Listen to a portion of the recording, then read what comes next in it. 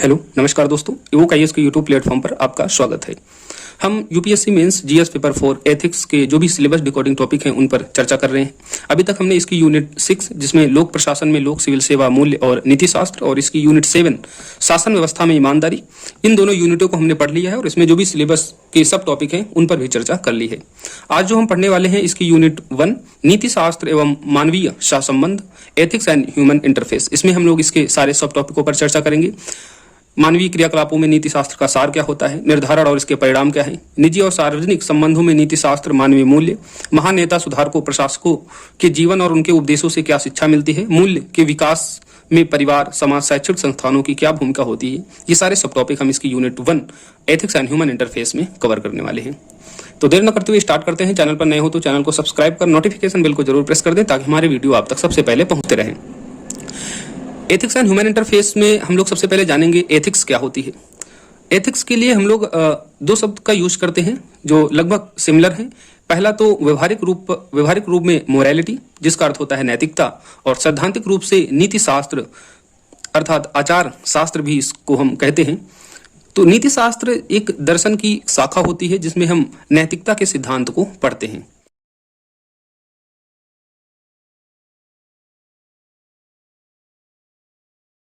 नैतिकता के सिद्धांत का अर्थ होता है कि जो हमारे एक्शन होते हैं, जो हमारे कार्य होते हैं, वो क्या अच्छे हैं, जो हम निर्णय लेते हैं वो निर्णय हमारे अच्छे हैं या बुरे हैं, सही या और गलत का जो निर्णय होता है उसको जानने के लिए वो जो उनके जो सिद्धांत हैं वह नीति शास्त्र या आचार शास्त्र की जो शाखा होती है, दर्शन की शाखा होती है, उसके अंतर्गत हम लोग एथिक्स को पढ़ते हैं। दूसरा, व्यवहारिक तौर पर नैतिकता का मतलब होता है जो आपके निर्णय और कार्य जो होते हैं उनमें अंतर डिफाइन करता है कि वो आपका जो निर्णय कार्य है वह अच्छा है या बुरा है, नैतिक है या अनैतिक है। दोनों शब्द सिमिलर होते हैं, एथिक्स के लिए ही यूज होते हैं। बस अंतर यह हो जाता है या व्यवहारिक स्तर पर, आपके व्यक्तिगत स्तर पर मोरालिटी शब्द का यूज करते हैं। जब हम सैद्धांतिक रूप से पढ़ते हैं तो नीति शास्त्र दर्शन की शाखा के रूप में इसको हम एथिक्स को पढ़ते हैं। जैसा मैंने बताया कि एथिक्स और मोरालिटी लगभग समानार्थी शब्द होते हैं, लेकिन सूक्ष्म विश्लेषण अर्थात अगर हम गहराई से इसको पढ़ते हैं तो इनमें भी कुछ अंतर देखने को मिलते हैं। 2019 में यूपीपीएससी के पेपर में एथिक्स और मोरालिटी में क्या डिफरेंस पूछा गया था, तो जान लेते हैं। लगभग सिमिलर होता है इनका दोनों का मतलब। एथिक्स का मतलब भी नैतिकता और मोरालिटी का मतलब भी नैतिकता से ही होता है। अंतर जो होता है, जो एथिक्स है वह आपके ग्रीक शब्द एथिका से बना हुआ है जिसका अर्थ होता है रीति रिवाज। मोरालिटी जो है आपका लैटिन शब्द मोर्स और इसका मतलब भी होता है रीति रिवाज।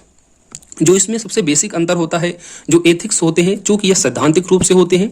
सैद्धांतिक का मतलब होता है कुछ नियम होते हैं और ये जो नियम है समाज द्वारा निर्धारित किए जाते हैं और व्यक्ति इनका पालन बाह्य दबाव से करता है और नहीं करने पर दंड मिलने का भय होता है। अर्थात सैद्धांतिक रूप से जो नियम बना दिए गए हैं कि आपका जो निर्णय होगा या फिर आपके जो कार्य होंगे ये कार्य अच्छे हैं, ये कार्य बुरे हैं, तो इस तरीके से जो नैतिक नियम बना दिए गए हैं वो जो है एथिक्स के अंतर्गत पढ़ते हैं। अर्थात कुल मिला के कह सकते हैं कि ये वस्तुनिष्ठ होते हैं, अर्थात इनमें हम चॉइस नहीं कर सकते हैं। जो नियम फिक्स बन गए हैं उन्हीं नियम के अनुसार आपके कार्य, आपके निर्णय नैतिक, अनैतिक, अच्छे, बुरे, गलत, सही साबित होंगे। उसी दूसरी ओर जो मोरालिटी होती है वह आत्मनिष्ठ होती है। आत्मनिष्ठ का मतलब होता है यह सबके लिए अलग अलग हो सकती है। वे नैतिक नियम जो सामाजिक दबाव पर नहीं, आंतरिक प्रेरणा से अभिव्यक्ति होते हैं। अर्थात आत्मनिष्ठ मोरालिटी का जैसे मैंने बताया वह व्यवहारिक रूप से यूज होता है। एग्जाम्पल के तौर पर इसको ऐसे समझ लीजिए कि कोई समाज है, वहां पर मांसाहारी या फिर शाकाहारी कोई नैतिक नियम नहीं है। जैसे फॉर एग्जाम्पल इंडिया में ही आप देख सकते हो कि व्यक्ति शाकाहारी भी हो सकता है, व्यक्ति मांसाहारी भी हो सकता है, तो उसके ऊपर डिपेंड करता है। अर्थात वह आत्मनिष्ठ है इस मूल्य को लेकर, वह शाकाहारी व्यक्ति हो या फिर मांस का सेवन करे, उसके लिए कोई नैतिक नियम इंडिया में डिफाइन नहीं है। तो इसलिए वह क्या हो गया, मोरालिटी होगी। आपकी मोरालिटी है कि आप किस चीज का सेवन करते हैं। तो यह कुल मिला के आंतरिक अभिव्यक्ति होती है। प्रेरणा आंतरिक रूप से इसको मिलती है, क्या गलत है क्या सही है। दूसरा, व्यक्तिगत जीवन में इसका यूज होता है। जब मूल्य या फिर कोई जो नियम है उस पर कोई कानून नहीं है, कोई नियम नहीं है, तो उसको क्या आपने विवेक से, अपनी अंतरात्मा से, अपनी आंतरिक प्रेरणा से उसको जो है मानेंगे। दूसरी ओर जो एथिक्स के अंतर्गत होता है, जैसे मैंने बताया, यह जो है नैतिक नियमों के आधार पर, नैतिक सिद्धांतों के आधार पर डिफाइन होता है, इसलिए बाह्य अभिव्यक्ति जो होती है इस पर होता है, दबाव होता है समाज का, और इसका जो यूज होता है वह कार्यालय स्तर पर होता है, क्योंकि जो नियम बना दिए गए हैं जिनको सबको पालन करना है तो ऑफिशियल लाइफ में उनका यूज होता है। जो आपके code of conduct, code of ethics जो होती है वो जो है एथिक्स के अंतर्गत आती है, जो ऑफिशियल में यूज होता है। दूसरी तरफ जो अंतरात्मा से जो लिए गए निर्णय होते हैं वह आत्मनिष्ठ होते हैं। अब अगर हम एथिक्स को डिफाइन करें तो इसे कह सकते हैं कि एथिक्स अर्थात नैतिकता वह सामाजिक व्यवस्था है, सामाजिक व्यवस्था है जो किसी समाज के सदस्यों के लिए नैतिक मूल्यों और आचरण के प्रतिमानों का निर्धारण करती है। हम लोग आगे पढ़ेंगे मूल्य क्या होते हैं, आचरण क्या होते हैं और प्रतिमान क्या होते हैं। अभी बस इतना समझ लीजिए, मूल्य का मतलब एक अमूर्त चीज होती है। फॉर एग्जांपल इसको ऐसे समझ लीजिए, सम्मान, सम्मान करना एक मूल्य हो गया, और प्रतिमान क्या हो गया, सम्मान करने के मूर्त का मूर्त रूप, अर्थात पैर छूकर आप किसी का सम्मान करते हैं तो पैर छूना प्रतिमान हो गया, और मूल्य क्या हो गया, सम्मान देना। तो समाज के सदस्यों के लिए ऐसे नैतिक मूल्यों और आचरण के प्रतिमानों का निर्धारण करती है तथा यह प्रयास करती है कि समाज के सदस्यों का व्यवहार उन्हीं मूल्यों व प्रतिमानों के अनुरूप विनियमित हो सके। तो कुल मिलाकर यह सामाजिक व्यवस्था है जो समाज के सदस्यों के लिए कुछ नैतिक मूल्य और आचरण के प्रतिमानों का निर्धारण करती है और प्रयास करती है कि समाज के सभी सदस्य उन मूल्यों और उन प्रतिमानों के अनुरूप ही कार्य करें, जिससे क्या हो, समाज की जो व्यवस्था है, नैतिक व्यवस्था है, वह बनी रहे। अब हम पढ़ेंगे आचरण क्या होता है। आचरण का अर्थ सामान्यतः नैतिक अनैतिक कार्यों में किसी प्रकार के एक्शन का चयन करना होता है। एक तरह के कार्यों को बार बार करने से आचरण बनता है, और आचरण की बारंबारता जिसके आधार पर यह अनुमान किया जा सके कि किसी खास स्थिति में वह क्या करेगा, उसे चरित्र कहते हैं। तो आचरण का मतलब होता है नैतिक अनैतिक कार्यों में किसी प्रकार के कृत्य, अर्थात जो आपके कार्य होते हैं आप कैसा चयन करते हैं, अर्थात आपका जिस तरीके का आचरण होगा आप किसी परिस्थिति में या सामान्यतः उसी प्रकार के कार्यों को चुनना पसंद करेंगे, और आप जिस तरीके कार्यों को अधिक बार या बारंबार करते रहेंगे वही आपका आचरण बन जाएगा। इसको यूं एग्जाम्पल के तौर पर समझ लीजिए, कुछ शहरों में या कुछ घरों में आपने देखा होगा, कुछ लोगों को देखा होगा, हर बात पर जो है गाली स्वाभाविक रूप से देते हैं, अर्थात उन्होंने पहले उसको एक एक्शन के रूप में अपनाया, अर्थात कभी कोई बात हुई या फिर कहीं से कुछ सुना और धीरे धीरे उन बातों को या उन शब्दों को बार बार जो है दोहराने लगे। जब दोहराने लगे तो उनकी आदत बन गई, वही आदतन जो है आपका आचरण बना देती है, और यह आचरण की बारंबारता के आधार पर ही अनुमान कर लेते हैं कि किसी खास स्थिति में वह व्यक्ति किस तरीके से कार्य करेगा, और आचरण ही आपके चरित्र का जो है निर्धारण कर देता है। मैंने जैसे पीछे बताया था कि नैतिकता जो है एक सामाजिक व्यवस्था है, समाज एक व्यवस्था है, और इस व्यवस्था के अंतर्गत समाज जो है सामाजिक नियंत्रण बना के रखता है, और इस नियंत्रण के लिए क्या करता है, नैतिक नियमों का निर्धारण करता है, समाज का सामाजिकरण, और दूसरा अनुशासित या फिर दंड या फिर पुरस्कार। तो समाज एक व्यवस्था है, और इस व्यवस्था को नियंत्रित करने के लिए दो चीजें बेसिकली अपनाई जाती हैं, एक समाजीकरण, और समाजीकरण की प्रक्रिया में ही हम नैतिक नियमों का निर्धारण करते हैं। दूसरा अनुशासित अर्थात दंड या पुरस्कार का प्रयोग करके। समाजीकरण को यूं समझ लिए कि एक बच्चा जब पैदा होता है तो वह समाज से तटस्थ होता है, अर्थात उसको समाज के नैतिक या फिर अनैतिक कार्यों के बारे में बिल्कुल जानकारी नहीं होती है कि वह जो हम कार्य कर रहे हैं वह नैतिक होगा या फिर अनैतिक होगा। तो उस बच्चे का जो समाजीकरण होता है, अर्थात उसको समाज से जोड़ने या फिर उसको सामाजिक बनाने की जो प्रक्रिया होती है वह समाजीकरण कहलाती है। अनुशासित करने का मतलब हो जाता है कि यह नहीं कि व्यक्ति अच्छा या फिर बुरा, बल्कि तत्कालिक सामाजिक व्यवस्था के अनुरूप हो तो वह पुरस्कार का भागी होगा, अगर नहीं है तो वह दंड का भागी होगा। एग्जाम्पल के लिए सुकरात को दंड दिया गया था क्योंकि उस टाइम की जो सामाजिक या फिर तत्कालिक व्यवस्था थी वह तर्क वितर्क अर्थात चर्च के नियमों का उल्लंघन कोई नहीं कर सकता था। जो कोई चर्च का उल्लंघन करेगा तो उसको क्या मिलता था, दंड का पुरस्कार मिलता था। लेकिन अब जो है चीजें बदल गई हैं, अब बोलने की आजादी है, आप किसी भी कोई विचार है उसके अगेंस्ट आप बात कर सकते हैं, लेकिन पहले नहीं था। तो जो दंड और पुरस्कार की व्यवस्था होती है वह उस तत्कालिक सामाजिक व्यवस्था के अनुरूप होती है। तो इस तरीके से जो होता है समाज का नियंत्रण होता है, और इस नियंत्रण से ही समाज की जो व्यवस्था होती है वह बनी रहती है। अब हम बात करेंगे कृत्य, आपके कार्य और एक्शन के बारे में। आपके जो कृत्य होते हैं वह 3 टाइप के हो सकते हैं, नैतिक, अनैतिक या फिर निर्नैतिक। इसको ऐसे उदाहरण से समझो, आप रास्ते पर जा रहे हैं और कोई भिखारी भीख मांग रहा है, तो अगर आप उसको कुछ पैसे दे देते हैं तो लोग आपके कृत्य को समझेंगे कि नैतिक है। दूसरा, अगर आप उस भिखारी से बदतमीजी करते हैं, ठीक है, उस भिखारी के मान लीजिए आंख नहीं है या पैर नहीं है और उसके पैसे आप उठा के भाग जाते हैं, तो आपका कार्य क्या हो जाएगा? अनैतिक माना जाएगा। तीसरी कंडीशन हो सकती है आप दोनों में कोई कार्य ना करें, ना तो उसको भीख दे, ना तो उसको परेशान करे, आप चुपचाप चले आए, तो वह कार्य जो हो जाएगा ना तो नैतिक होगा ना तो अनैतिक होगा। जो मानवीय कृत्य होते हैं वह कैसे उत्पन्न होते हैं? एक स्टिमुलेशन अर्थात उत्प्रेरक की स्थिति में जब कोई प्रतिक्रिया देता है तो एक्शन बन जाती है। अभी जैसे मैंने उदाहरण बताया कि भिखारी, तो भिखारी आपकी जो एक्शन है उसके लिए स्टिमुलेशन अर्थात उत्प्रेरक का कार्य किया, और जो रिएक्शन हुआ, जो रिस्पॉन्स हुआ, वह आपकी भावना और विचारों से मिलकर ही व्यक्ति कोई रिस्पॉन्स देता है। अर्थात अगर आपके अंदर किसी गरीब, निर्धन या फिर उस भिखारी के प्रति जो भावना या विचार है वह सकारात्मक है, करुणामय है, तो आप क्या करेंगे? उसकी मदद करेंगे। अगर आपकी जो भावना और विचार है वह करुणामय नहीं है, नकारात्मक है, तो आप क्या करेंगे? आप उसके साथ अनैतिक व्यवहार भी कर सकते हैं। तो मानवीय कृत्य जो प्रतिक्रिया या रिस्पॉन्स देता है उसी के आधार पर आपके कार्य अनैतिक या अनैतिक होने को जो है निर्धारित करते हैं। जब तक आप एक्शन नहीं करेंगे, जब तक आपके कार्य को अनैतिक या अनैतिक नहीं माना जा सकता है। जैसे अगर आपने उस भिखारी के प्रति कोई एक्शन नहीं दिया, ना तो उसकी मदद की, ना तो उसके साथ कोई व्यवहार किया, तो आप उसके बारे में कुछ भी सोचते हो, लेकिन जब तक आपका वह जो विचार है, जो भावनाएं हैं, वो जो है एक रिस्पॉन्स के तौर पर सामने नहीं आएंगी, आपकी क्रिया प्रतिक्रिया के रूप में सामने नहीं आएंगी, जब तक आपका कार्य अनैतिक या नैतिक नहीं माना जाएगा। नेक्स्ट, जो आपके कार्य होते हैं इनको भी दो भागों में डिवाइड कर सकते हैं, एक ऐच्छिक कृत, दूसरा अनैच्छिक कृत। ऐच्छिक कृत का मतलब होता है जिनमें संकल्पों की स्वतंत्रता, फ्रीडम ऑफ विल होती है। संकल्पों की स्वतंत्रता कब होगी?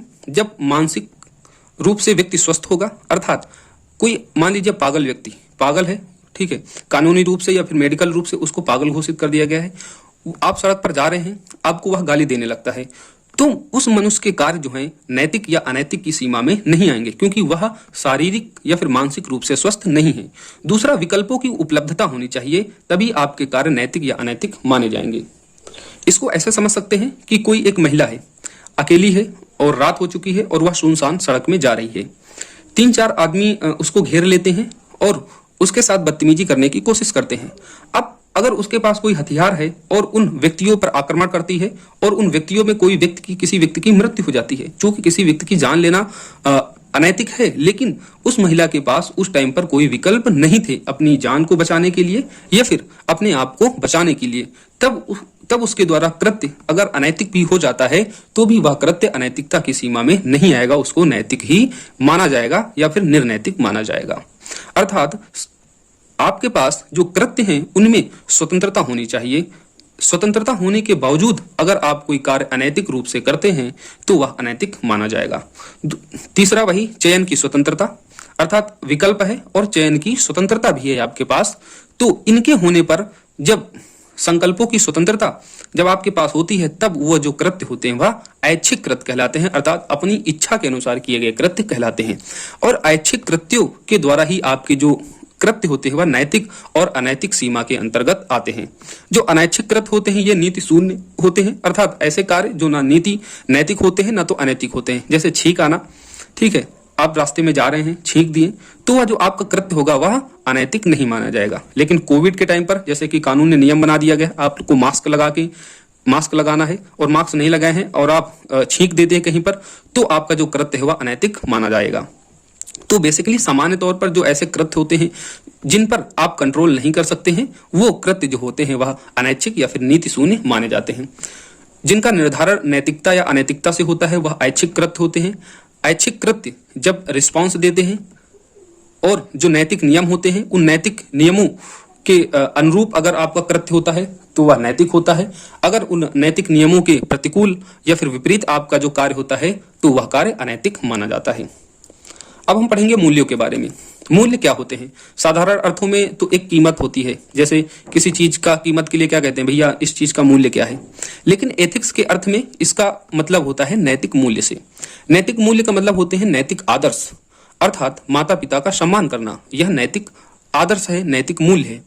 और सम्मान की अभिव्यक्ति के लिए कुछ प्रतिमानों को गढ़ा जाता है जिसके माध्यम से जो है समाज अलग अलग प्रकार से प्रतिमान गढ़ता है। जैसे सम्मान के लिए मुस्लिम धर्म में अस्सलाम वालेकुम, ईसाई धर्म में कुछ और हिंदू धर्म में क्या होता है, प्रतिमान बना दिया गया है पैर छूने का। तो प्रतिमानों के द्वारा कुछ नैतिक आदर्शों को गढ़ा जाता है और वही नैतिक आदर्श आपके नैतिक मूल्य कहलाते हैं। अगर हम नैतिक मूल्यों की विशेषताओं के बारे में देखें तो यह नैतिक आदर्श होते हैं जैसे न्याय, समानता, सम्मान, स्वतंत्रता आदि, यह यथार्थ का वर्णन नहीं करते हैं। दूसरा, सामान्यता या वस्तुनिष्ठ होते हैं। सामान्यता या वस्तुनिष्ठ होते हैं अर्थात जो आपके मूल्य होते हैं वो ऑब्जेक्टिविटी होते हैं, अर्थात नैतिक नियम या फिर नैतिक नियम या फिर नैतिक सिद्धांत जो है समाज गढ़ देता है और उन्हीं के अनुरूप आपको कार्य करना पड़ता है। लेकिन कुछ मूल्य जो होते हैं आत्मनिष्ठ भी हो सकते हैं, जैसे शाकाहारी, मांसाहारी का मूल्य, गर्भपात या फिर फांसी जैसे जो मूल्य होते हैं वह आत्मनिष्ठ होते हैं या अलग अलग समाज में अलग अलग रूप से निर्धारित होते हैं। कुछ मूल्यों में आत्मनिष्ठता अधिक होती है, जैसे समलैंगिक विवाह, वेश्यावृत्ति आदि।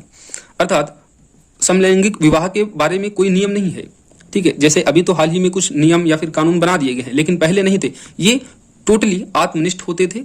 इनमें आत्मनिष्ठता का मूल्य अधिक होता है, अर्थात किसी समाज में इसको वैध माना जाता है और किसी समाज में इन कृत्यों को अवैध रूप से माना जाता है।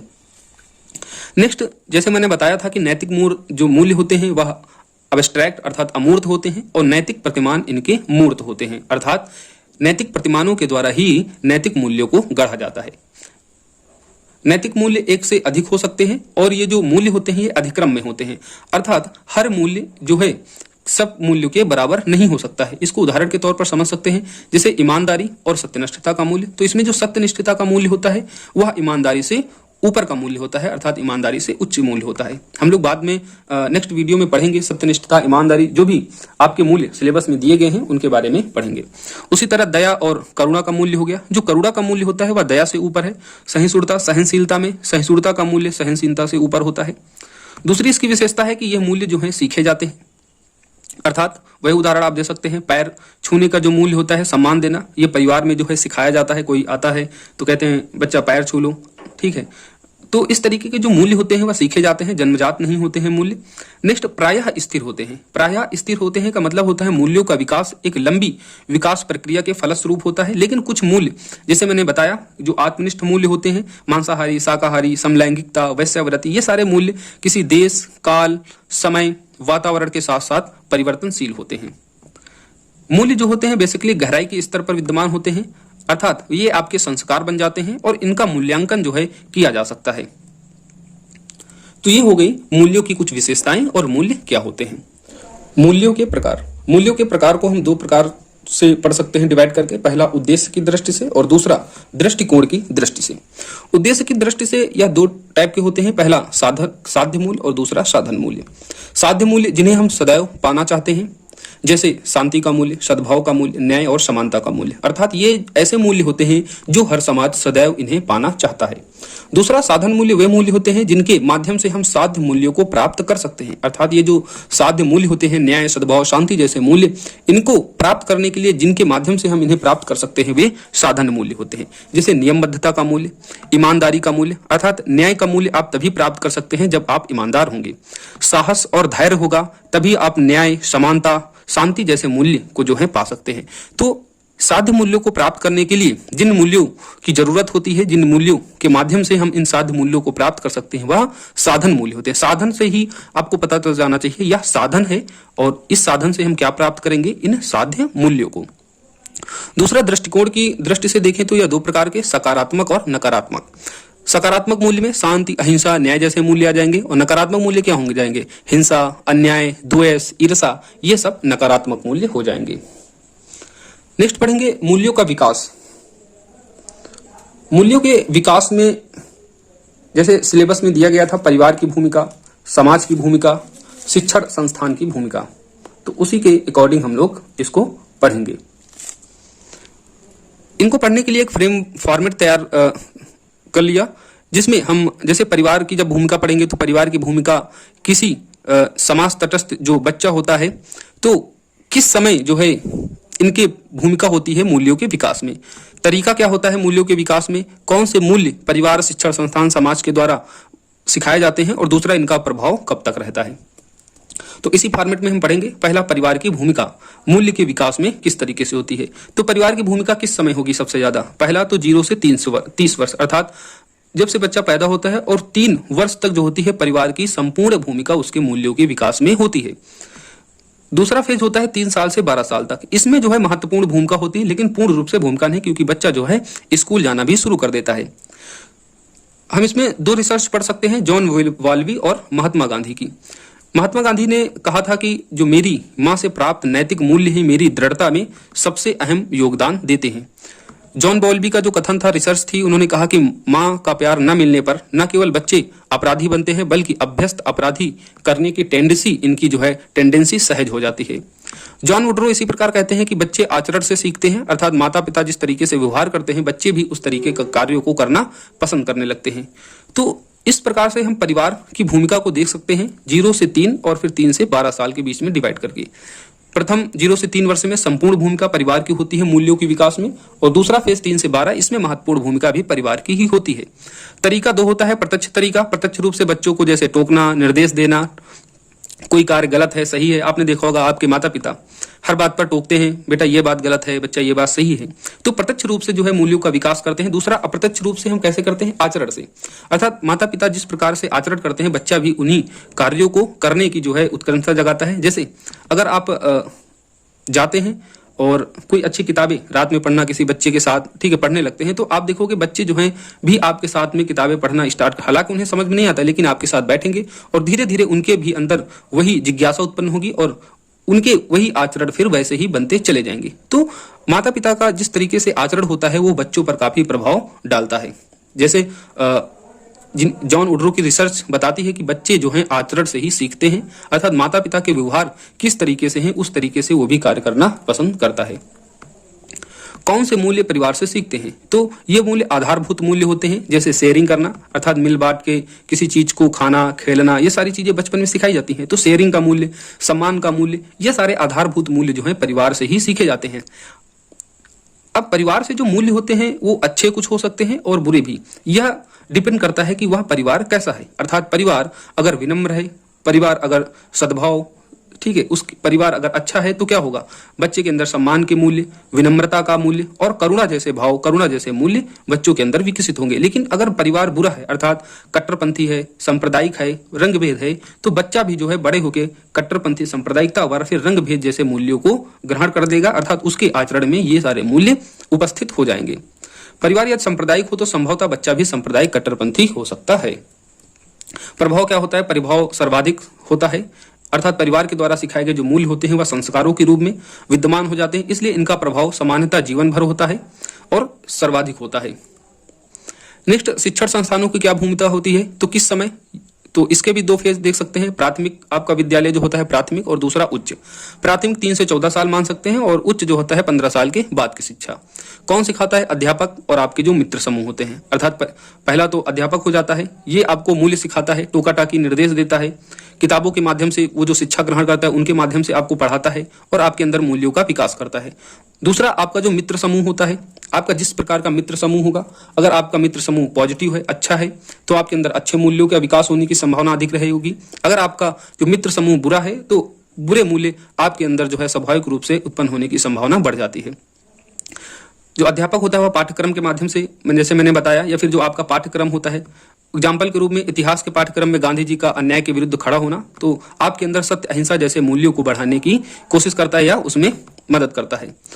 उसी प्रकार उच्च जो शिक्षा होती है 15 से बाद की जो साल में हम देख सकते हैं, इस फेज में पाठ्यक्रम और विचारधारा महत्वपूर्ण हो जाती है। अर्थात अगर आप जेएनयू जैसे विद्यालय में पढ़ते हैं तो स्वाभाविक है कि मार्क्सवादी विचारधारा से आपका संपर्क होगा और इस तरफ आपका झुकाव, संभावना है आपका मार्क्सवादी विचार हो जाए। पाठ्यक्रम के माध्यम से हम मूल्यों को सीखते ही हैं, और चूंकि उच्च जो शिक्षा होती है उसमें व्यावसायिक शिक्षा भी दी जाती है, इसलिए व्यावसायिक मूल्य भी जो है इस दौर में हम सीख जाते हैं। नेक्स्ट, समाज की क्या भूमिका होती है, तो समाज की भूमिका आजीवन होती है। आपके पैदा होने के बाद से आपके बड़े होने, मृत्यु होने तक जो है समाज की भूमिका मूल्यों के विकास में परस्पर बनी रहती है, जिसमें सामाजिक समूह जैसे पास पड़ोसी आपके कैसे हैं, बाजार, फिल्म आदि, ये सारी चीजें आपके मूल्यों के विकास में महत्वपूर्ण भूमिका निभाते हैं। कारक में देख लें तो कौन से सामाजिक समूह से आपका संबंध है, संवाद या अंतर प्रक्रिया की गुणवत्ता भी जो होती है मूल्य को निर्धारित करने में भूमिका निभाती है। अर्थात आप जितना समाज से इंटरेक्ट होंगे उतने ही आप समाज के मूल्यों को सीखेंगे, और सामाजिक समूह के किस प्रकार से आपका जो समूह है उससे संबंध बनाते हैं तो वैसा ही मूल्य आप ग्रहण करेंगे। जैसे आपका जो समूह है, समाज का समूह है, मान लो कंट्रपंथ या नक्सलवाद जैसे लोगों से अगर आप संबंध बनाएंगे तो स्वाभाविक तौर पर ठीक है अहिंसा, अशांति जैसे मूल्य जो है समाज में फैलाने के मूल्य उत्पन्न होंगे। वहीं अगर आप किसी अच्छे समूह के साथ अगर आप संबंध बनाएंगे तो आपके अंदर सकारात्मक मूल्यों का विकास होगा, शांति, सद्भावना, सहिष्णुता जैसे मूल्यों का विकास होगा। अब हम पढ़ेंगे नैतिक मूल्यों का निर्धारण कैसे होता है। तो नैतिक मूल्यों का निर्धारण मैंने बताया दो प्रकार से, एक तो समाज और दूसरा अन्य तरीके। अन्य तरीके कौन से हैं? भौगोलिक दशाएं हो गई, अन्य समाजों से अंतरक्रिया, जनसांख्यिकी, धार्मिक कारक, राजनीतिक कारक, आर्थिक कारक, सामाजिक कारक, ये सारे कारक आपके नैतिक मूल्यों के निर्धारण करने में महत्वपूर्ण भूमिका निभाते हैं। भौगोलिक दशाओं में तापमान, अर्थात अगर तापमान कहीं का कम है तो वहां पर स्वाभाविकता एल्कोहल पीना जो है वह स्वाभाविक हो जाएगा, अर्थात उसमें नैतिक और अनैतिक रूप से उसको डिफाइन नहीं किया जाएगा। जैसे यूरोपियन कंट्री होगी वहां पर एल्कोहल पीना जो है स्वाभाविक है। उसी तरीके से उपजाऊ भूमि है कहीं की तो वहां पर शाकाहारी जैसे मूल्य विद्यमान होंगे, लेकिन अगर कहीं पर रेगिस्तानी इलाका है जैसे अरबियन कंट्री होगी तो चूंकि वहां पर साग सब्जी की जो है उपलब्धता नहीं है तो वहां पर मांसाहारी लोगों का होना या फिर मांस का सेवन करना पूरी तरीके से नैतिक होगा। तो भौगोलिक दशाएं आपके मूल्यों के निर्धारण में महत्वपूर्ण भूमिका निभाती हैं। उच्चावच अर्थात पहाड़ी इलाका होगा तो वहां पर धैर्य, साहस जैसे मूल्य जो हैं अधिक इंपॉर्टेंट हो जाएंगे। उसी तरह अन्य समाजों से अंतरक्रिया का मतलब होता है ग्रामीण आदिवासी क्षेत्र अन्य समाजों से कम संपर्क कर पाते हैं, इसलिए उनमें रूढ़िवादिता जैसे मूल्य जो पारंपरिक मूल्य होते हैं वो अधिक विद्यमान होते हैं, गहराई से विद्यमान होते हैं। और शहरी मूल्य जो होते हैं गतिशील होते हैं, क्योंकि शहर में बहुत हर समाज के लोग, हर क्षेत्र के लोग आते हैं तो उसका समावेशन होता है, इसलिए मूल्यों में गतिशीलता आ जाती है। लेकिन वहीं ग्रामीण या आदिवासी क्षेत्र जो होते हैं उनका समाज से कम संपर्क होने के कारण जो उनकी अपनी परंपराएं होती हैं, जो रूढ़वादिता होती है वह जो होती है उन पर हावी होती है, अर्थात वो बदलते नहीं है, वो गहराई से विद्यमान होती है।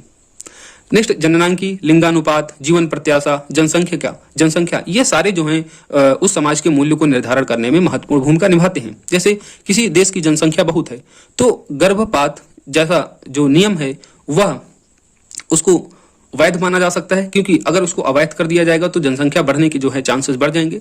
उसी प्रकार से यूरोपियन कंट्री जहां की जनसंख्या बहुत कम है तो वहां पर गर्भपात जैसा नियम या फिर जो मूल्य है उसमें फ्लेक्सिबिलिटी नहीं होगी, अर्थात उसको अवैध माना जा सकता है। उसी प्रकार धार्मिक कृत्य, धार्मिक कारक अर्थात जो धर्म है वो भी आपके मूल्यों को डिफाइन करता है। राजनीतिक कारक, अगर आप कि देश की व्यवस्था लोकतांत्रिक है तो वहां के मूल्य अलग होंगे, फ्लेक्सिबल होंगे। वहीं अगर राजतंत्र है तो वहां पर मूल्य अधिक कठोर होंगे। आर्थिक कारक, पूंजीवादी देश है तो वहां पर स्पर्धा, व्यक्तिवाद का मूल्य अधिक महत्वपूर्ण हो जाएगा। समाजवाद देश है तो वहां पर सामूहिकता का मूल्य अधिक महत्वपूर्ण हो जाता है। उसी तरीके से सामाजिक कारक, अगर समाज समरूपी समाज है अर्थात एक ही प्रकार का समाज है, फॉर एग्जाम्पल पाकिस्तान को ले लीजिए, ठीक है, इस्लामिक कंट्री हैं, वहां पर सांप्रदायिकता जो होती है अधिक होती है। लेकिन जहां पर विषम रूपी समाज अर्थात समाज में विविध धर्मों के लोग रहते हैं तो वहां पर सहिष्णुता जैसे मूल्य महत्वपूर्ण हो जाते हैं। उदाहरण के रूप में भारत। अब हम पढ़ेंगे धर्म और नैतिकता का क्या संबंध होता है आपस में, रिलीजन एंड एथिक्स। भारतीय दर्शन के आधार पर देखें तो जो धर्म होता है एक व्यापक दृष्टि के रूप में इसको देखा जाता है, अर्थात स्व कर्तव्य का पालन। धर्म नैतिकता में कोई भेद नहीं होता है, अर्थात जो भारत के संदर्भ में जो धर्म है तो एक व्यापक दृष्टि रखता है, अर्थात धर्म को स्व कर्तव्य का पालन बताया गया है। गीता जैसे शास्त्रों में इसको स्व कर्तव्य का पालन बताया गया है, इसलिए धर्म और नैतिकता में यहाँ कोई भेद नहीं दिखता है। लेकिन संकीर्ण अर्थों में अर्थात रिलीजन और मजहबी पंथों में देखा जाए तो फिर धर्म और नैतिकता दोनों अलग अलग हो जाते हैं और यहीं पर जो है कंट्रोवर्सी होती है, यहीं पर नकारात्मक विचार जो है रूप धारण करने लगते हैं। धर्म नैतिकता जो है रिलीजियन के संदर्भ में 3-4 कंडीशन बन सकती हैं, जिनमें धर्म और नैतिकता साथ साथ हो सकती है। जैसे महात्मा गांधी, गुरु नानक, ईसा मसीह का जीवन दर्शन आप देख सकते हो, इसमें धर्म और नैतिकता साथ साथ होती है। दूसरा, धर्म उपस्थित किंतु नैतिकता नहीं, जैसे इस्लामिक स्टेट की शासन प्रणाली, बलि प्रथा आदि सब देख सकते हैं। इनमें धर्म तो उपस्थित है, जैसे हिंदू धर्म में जो पहले बलि प्रथा दी जाती थी, यहाँ पर धर्म उपस्थित है क्योंकि भगवान को बलि की भेंट की जा रही है, लेकिन किसी जानवर को मारना पूरी तरीके से अनैतिक है, अर्थात यहाँ पर नैतिकता उपस्थित नहीं थी। तीसरा, धर्म अनुपस्थित है किंतु नैतिकता उपस्थित है। जैसे कार्ल मार्क्स या भगत सिंह के विचार। भगत सिंह अपने आप को पूर्णतः नास्तिक मानते थे, लेकिन जो उनके कृत्य थे वह पूर्ण रूप से नैतिक थे, वहां पर धर्म अनुपस्थित था। चौथा, ना तो वहां पर धर्म होगा ना तो वहां पर नैतिकता होगी, दोनों अनुपस्थित होंगे। जैसे नक्सली हो गया, ये जो आतंकवादी हो गए, इनका ना तो कोई धर्म होता है ना तो कोई नैतिकता होती है। तो रिलीजियन के संदर्भ में ये हम 4 जो है केस देखते हैं। निष्कर्ष तौर पर कह सकते हैं, ना धर्म नैतिकता की शर्त है, अर्थात जरूरी नहीं है कि जहां पर धर्म होगा वहीं नैतिकता होगी, और यह भी जरूरी नहीं कि जहां पर नैतिकता है वहां धर्म उपस्थित हो। हाँ, दोनों संयोगवश एक साथ में उपस्थित हो सकते हैं। जैसे हमने पहले केस में देखा था, महात्मा गांधी, गुरु नानक, ईसा मसीह के जो जीवन दर्शन है वहां पर नैतिकता और धर्म दोनों साथ साथ हैं। धर्म नैतिकता और धर्मनिरपेक्ष नैतिकता के बारे में थोड़ा सा जानेंगे। जो धार्मिक नैतिकता होती है उसमें धर्म नैतिकता को मजबूती प्रदान करता है, अर्थात जो धार्मिक नैतिकता को जो सपोर्ट करते हैं, जिनमें गांधी जी भी हैं। गांधी जी कहते हैं कि बुद्धि पर टिकी हुई नैतिकता बड़े लालच व भय के सामने कमजोर सिद्ध होती है, और धर्म पर टिकी नैतिकता व्यक्ति के विचारों के स्तर पर नहीं बल्कि उनके मूल्यों या फिर संस्कारों के स्तर पर कार्य करती है। अर्थात धर्म के द्वारा जो नैतिकता बनाई जाती है या फिर धार्मिक जो नैतिकता होती है वह आपके मूल्य संस्कार के रूप में विद्यमान हो जाते हैं और गहराई के रूप में विद्यमान हो जाते हैं, इसलिए इनमें कोई कंट्रोवर्सी नहीं होती है। अर्थात ये दोनों साथ साथ चलते हैं, किसी बड़े लालच या भय के सामने यह कमजोर नहीं होते हैं। इसलिए गांधी जी मानते हैं कि धर्म और नैतिकता दोनों जो है साथ साथ होने चाहिए, क्योंकि यह नैतिकता को मजबूती प्रदान करता है, दृढ़ता प्रदान करता है, विचलन का खतरा नहीं होता है। लेकिन एक प्रॉब्लम जो होती है कि धर्म के कारण समाज में रूढ़िवादिता, कर्मकांड, वर्ण व्यवस्था या फिर महिलाओं की जो स्थिति है निम्न है, उसको जो है सपोर्ट करती है, इसको बढ़ावा देती है। वहीं दूसरी ओर धर्म निरपेक्ष नैतिकता, जिनमें नेहरू और कार्ल मार्क्स जैसे विचारक को रख सकते हैं, जो कहते हैं कि धर्म मनुष्य को परलोकवादी बनाता है जबकि नैतिकता का संबंध इसी जगत से है। अर्थात कार्ल मार्क्स और नेहरू जैसे विचारक कहते थे कि जो नैतिकता है वह इसी जगत से संबंध रखता है, लेकिन मनुष्य को जो धर्म है वह परलोकवादी बनाता है। दूसरा, धर्म शोषणकारी व्यवस्था है, अर्थात धर्म को यह शोषणकारी व्यवस्था के रूप में देखते हैं, इसलिए धर्म नैतिकता में जो है धर्म जो है नहीं होना चाहिए। नैतिकता जो है पूर्ण रूप से धर्म निरपेक्ष होती है। निष्कर्षतः हम कह सकते हैं, जहां धर्म निरपेक्ष नैतिकता गतिशील और वैज्ञानिक मनोवृत्ति पर आधारित होती है, अर्थात नैतिकता में जब धर्म नहीं होगा तो ऑब्वियसली वह गतिशील होगा, अर्थात उसमें रूढ़िवादिता, परंपरावादिता नहीं होगी, वैज्ञानिक तार्किक मनोवृत्ति पर आधारित होगा। परंतु इसमें जो प्रॉब्लम होती है वह विचलन का खतरा इसमें अधिक होता है। वहीं धार्मिक नैतिकता अपने आधारों पर मजबूती से टिकी होती है, परंतु इसमें रूढ़िवादिता का तत्व मौजूद होता है। आदर्श स्थिति ऐसी होनी चाहिए जहां नैतिकता में धर्म वाली मजबूती हो किंतु क्रूरतियां न हो, किंतु रूढ़िवादिता न हो। अब हम पढ़ेंगे मानवीय कृत्यों में नैतिकता के निर्धारण और उनके परिणाम क्या होते हैं। निर्धारक के तत्व क्या होते हैं? निर्धारक के तत्वों को हम 6 भागों में डिवाइड करके पढ़ सकते हैं। पहला, आपका कृत्य। आपका कृत्य स्वयं में अपने आप में नैतिक है या फिर अनैतिक। दूसरा, कर्ता, अर्थात जो क्रिया करने वाला जो व्यक्ति है। इसको एक उदाहरण से समझ लो, अगर कोई गरीब व्यक्ति गरीबी से तंगी आकर चोरी करता है और वहीं दूसरा व्यक्ति एक अमीर व्यक्ति है जिसके पास संपूर्ण संसाधन है और इस तरीके से काम करता है, अर्थात वो भी ऐसो आराम के लिए आकर चोरी करता है, तो जो कृत्य होगा, जो अमीर व्यक्ति द्वारा की गई चोरी गरीब व्यक्ति द्वारा की गई चोरी से अधिक अनैतिक मानी जाएगी। अर्थात इसके निर्धारक तत्व कार्य नैतिक है या अनैतिक है, इसको हम देखने के लिए इन निर्धारकों का भी समावेशन जरूरी होना चाहिए। पहला तो कृत्य नैतिक है या अनैतिक है, उसके बाद देखेंगे जो कृत्य कर रहा है उस व्यक्ति की स्थिति या फिर परिस्थिति क्या है। दूसरा, पीड़ित या लाभार्थी, अर्थात विक्टिम जो है, बेनिफिशियर जो है, उसको भी देखेंगे। अर्थात वृद्धजन पेंशन योजना जो है युवकों को बेरोजगारी भत्ता देने से अधिक नैतिक होगी, क्योंकि वृद्धजन जो है वो अपनी आजीविका के लिए, ठीक है, ये जो है संसाधन नहीं जुटा सकते, क्योंकि जैविक रूप से, प्राकृतिक रूप से ये जो है कमजोर हैं, तो इनको पेंशन देना युवाओं को बेरोजगारी भत्ता देने से अधिक नैतिक माना जाएगा। वहीं इरादा या फिर इंटेंशन, अर्थात कोई कार्य नैतिक या अनैतिक है, इसको डिफाइन करने के लिए उस व्यक्ति की इंटेंशन भी जरूरी होती है। मान लीजिए कोई व्यक्ति सड़क पर जा रहा है, ठीक है, आपने जानबूझकर जो है, आप बाइक से जा रहे हैं या फिर किसी संसाधन परिवहन से जा रहे हैं, आपने जानबूझकर उस व्यक्ति को जो है ठोकर मार दी या टक्कर मार दी और वो व्यक्ति घायल हो जाता है।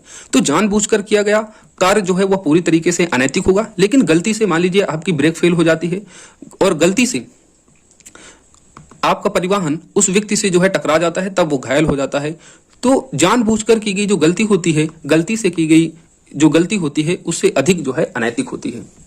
तो आपकी इंटेंशन, विक्टिम या बेनिफिशियर, जो एक्टर है, कर्ता है, ये सारे निर्धारक तत्व होते हैं। और अगला, परिस्थिति भी आपके कृत्यों को नैतिक या अनैतिकता के निर्धारण को निर्धारित करने के लिए महत्वपूर्ण हो जाती है। जैसे किसी महिला द्वारा बलात्कार के संबंध में अपने बचाव में किसी व्यक्ति की हत्या कर दी जाती है तो वह अनैतिक नहीं मानी जाती है। जैसे मैंने बताया था कि जो परिस्थिति होती है वह काफी इंपॉर्टेंट हो जाती है। यहाँ पर इसको विकल्प की स्वतंत्रता या फिर चुनने की स्वतंत्रता नहीं है। यहाँ पर जान बचाने का जो है एक ही रास्ता है। जो व्यक्ति उस पर हमला किया है, जिस व्यक्ति द्वारा बलात्कार करने की कोशिश की जा रही है, तो अपने बचाव में महिला उस पर आक्रमण कर सकती है और उसकी हत्या भी कर सकती है। इस स्थिति में उसका कृत्य जो है वह अनैतिक नहीं माना जाएगा। जो छठा है, कॉन्सिक्वेंस अर्थात परिणाम। परिणाम के आधार पर भी कोई कृत्य नैतिक या अनैतिक है, इसको डिफाइन किया जा सकता है। इसको डिफाइन करने के लिए एक सिद्धांत दिया जाता है, दोहरे प्रभाव का सिद्धांत। इसको एक ऐसे उदाहरण से समझ सकते हैं। एथिक्स में उदाहरण बहुत महत्वपूर्ण हो जाते हैं। उदाहरण के तौर पर इसको ऐसे समझे कि अच्छे इरादे से कोई कृत्य किया गया, जैसे डॉक्टर द्वारा कैंसर के मरीज को अतिशय पीड़ा से राहत दिलाने हेतु पीड़ाहार दवाएं देता है, किंतु आंशिक तौर पर मरीज की इम्यूनिटी को कमजोर करता है। अर्थात एक डॉक्टर है और कैंसर का मरीज है। कैंसर के मरीज को दर्द बहुत ज्यादा है, इसलिए डॉक्टर जो है उसको दवाई देता है, पीड़ाहार अर्थात दर्द निवारक दवाई देता है। डॉक्टर को पता है कि ये दवाई जो है मरीज की इम्यूनिटी को कमजोर करती है, लेकिन तत्कालिक रूप से उसको राहत देने के लिए वह दवाई देता है। तो अब इसमें दो कंडीशन बनती है। पहला प्रभाव तो सकारात्मक होता है, अर्थात उसका जो दर्द है वह तत्कालिक रूप से जो है ठीक हो जाएगा, कम हो जाएगा। लेकिन उसका सेकंड प्रभाव क्या हो जाएगा? नकारात्मक, क्योंकि उसकी इम्यूनिटी कमजोर पड़ रही है। तो इस आधार पर क्या डॉक्टर का कृत्य अनैतिक होगा? नहीं, क्योंकि उसको पीड़ा इतनी है कि डॉक्टर को दवाई देना आवश्यक है। तो इस आधार पर, परिणाम के आधार पर जो है उसके कृत्य को अनैतिक नहीं कहा जा सकता है। इसलिए कृत्य के बुरे परिणाम आने पर व्यक्ति की परिस्थितियां और उसका इरादा क्या था यह महत्वपूर्ण हो जाता है। अर्थात परिणाम डिफाइन करता है कोई कार्य नैतिक है या अनैतिक है, वह उसकी परिस्थितियां और उसका इंटेंशन, ये दो सबसे महत्वपूर्ण हो जाती हैं चीजें जो आपके कृत्य को निर्धारित करती हैं, नैतिक है या फिर अनैतिक है।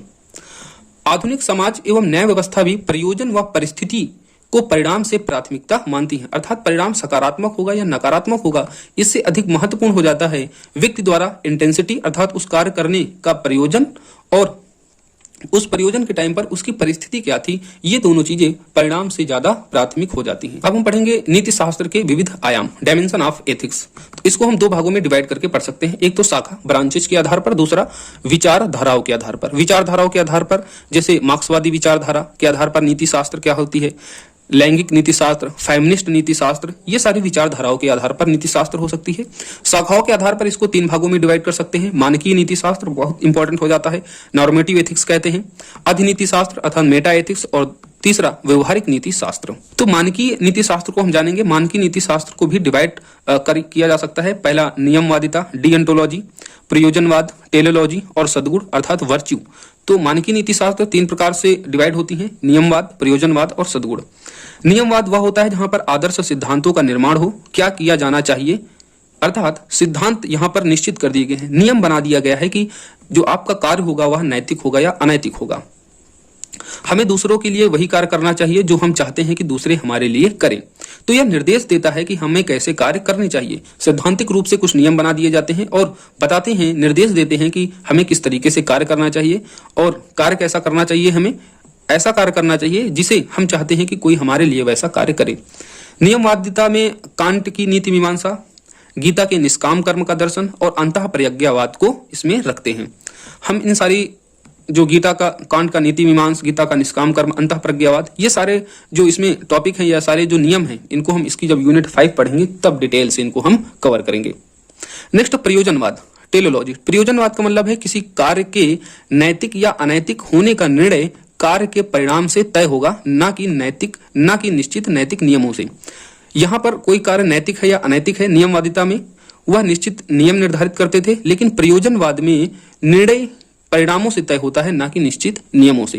तो इसमें जो विचारक हैं उनमें स्वार्थवाद, जिसमें एरिस्टिपस, एपिकुरस जैसे विचारक आ जाते हैं।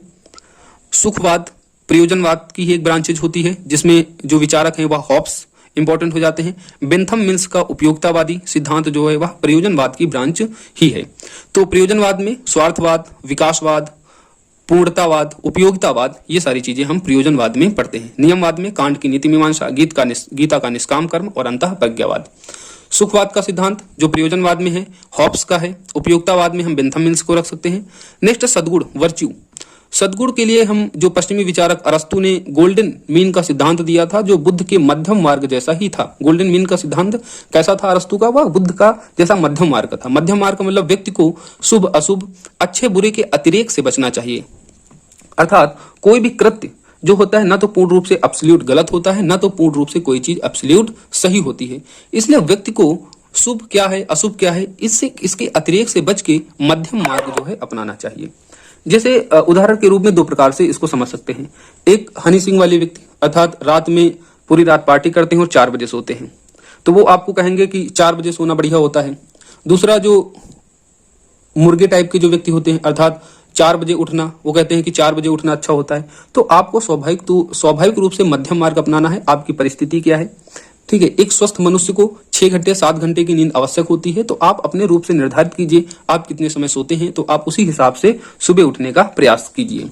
तो ये हो गया मध्यम मार्ग। मध्यम मार्ग कहता है कि शुभ और अशुभ के अतिरेक से बचकर हमें मध्यम मार्ग अपनाना चाहिए। तो गोल्डन मीन का सिद्धांत जो अरस्तु ने दिया था, ये बुद्ध के मध्यम मार्ग जैसा था। दूसरा सद्गुण में प्लेटो ने 4 बुनियादी सद्गुण बताए, जिसमें विवेक, साहस, संयम और न्याय था। सुकरात ने न्याय को ही सद्गुण बताया। तो सुकरात ने न्याय को केवल सद्गुण बताया, वहीं प्लेटो ने न्याय से आगे 3 सद्गुणों को और बताया, विवेक, साहस और संयम। सुकरात कहते हैं कि नियम और परिणामों की अपेक्षा व्यक्ति के गुण और गुणों में भी सद्गुण पर बल देना चाहिए, और किसी व्यक्ति में न्याय का सद्गुण हो तो हर परिस्थिति में उसका व्यवहार न्यायपूर्ण ही होगा। अर्थात न्याय का सद्गुण होगा तो व्यक्ति में समानता का मूल्य अपने आप शामिल हो जाएगा। कोई व्यक्ति न्याय का मूल्य या फिर न्याय का सद्गुण पूरी रूप से तभी अपना सकता है जब उसमें संयम होगा, साहस होगा और फिर विवेक होगा। इसलिए सुकरात जो है न्याय के सद्गुण को ही मानते हैं, और इसी न्याय के सद्गुण में ही सारे सद्गुण, सारे जो मूल्य आदर्श होते हैं वह निहित होते हैं।